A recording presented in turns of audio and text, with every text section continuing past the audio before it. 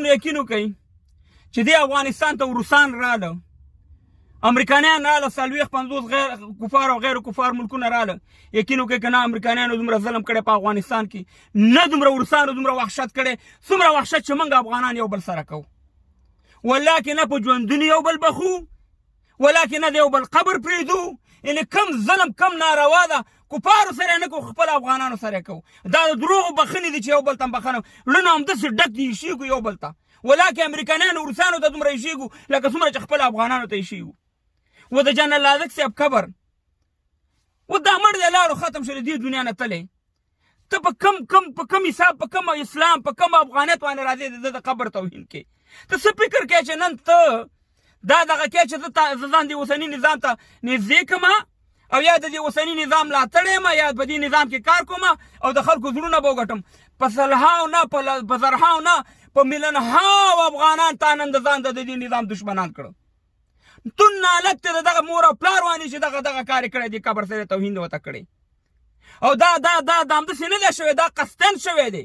ځکه دلته په یو نه دوه نه په لسهاو په سلهاو کسان ولاړ دي او دا قبر ته ورځي چې مهربانه د قبر نه دغه لرې کوي. ولې موږ دومره وحشیان وو؟ ولې موږ دومره ظالمان یو بل سره دومره ظلم کوو افغانانو سره؟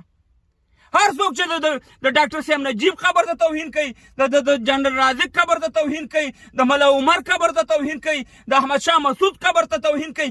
نالت دی باغ افغاني، نالت دی د په مور او پلار په دا تربیه واني چې دا غیر اسلامي او غیر افغاني کارونه کوي. او دا واري په دې نظامونو ځانونه ډېر مغروریت مه کوئ. تیر جمهوریت چې و، تیر جمهوریت 50,000 کمانډوی لرو ده او په قطعې لري او سپر یک او سپر دو دا پلانې او بیسانې چې کله واشنګټن کې بټنه ووال شوه لاړو سترګې چې ښکاره کولې بیا ورور نه جمهوریت پاتې و نور قطعې پاتې وي. او همداسې به تا سره کېږي او همداسې دغه وحشت دغه ظلم دغه ناروا مجاهدینو کوله چې کله د واشنګټن نه بټنه ووال شوه او سیربانه په یو ډاکسن کې به دغه اوسني نظام والا سپین بیرغ بیا لګولی و لاړو ټغرې د افغانستان نه غونډ کړو. همداسې کار به تا سره کېږي.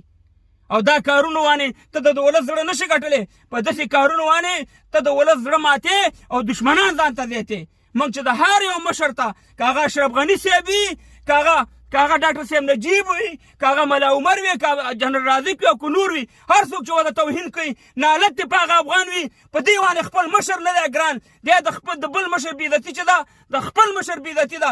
الله تعالی تا ته ویلي دي چې د کافرو د نقلي خدایانو د بوتانو بې حرمتي بېعزتي مه کوه چې ستا د اصلي خدای حقیقي خدای باندې به څه مهربانه هغې ته به خلک کنځلي وکړي. خو ته نه په اسلام پوهېږي، نه په افغانیت پوهېږي، نه په انسانیت پوهېږي.